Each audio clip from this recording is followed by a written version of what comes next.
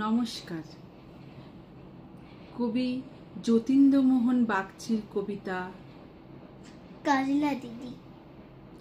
বাঁশবাগানে মাথার উপর চাঁদ উঠেছে ওই, মাগো আমার শোলক বলা কাজলা দিদি কই।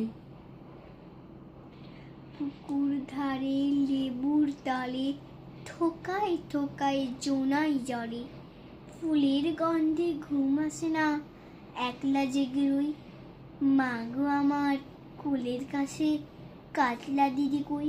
সেদিন হতে কেন বা মা দিদিকে না ডাকো, দিদির কথায় আঁচল দিয়ে মুখটি কেন ঢাকো। খাবার খেতে আসি যখন দিদি বলে ডাকি তখন, ও ঘর থেকে কেন মার দিদি আসে না কো। আমি ডাকি তুমি কেন চুপটি করে থাকো, বলো মা দিদি কোথায় গেছে, আসবে আবার কবে।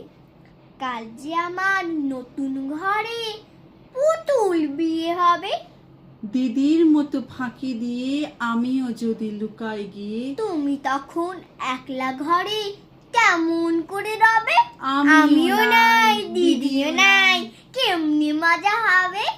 ভুঁই চাপাতে ভরে গেছে শিউলি গাছের তল, মার আসলে মা পুকুর থেকে আনবি যখন জল, ডালিম গাছের ডালের ফাঁকে বুলবুলি তা রকিয়ে থাকে। দিস না তারে উড়ায় মাগো ছিঁড়তে গিয়ে ফল, দিদি এসে শুনবে যখন বলবি কি মা বল।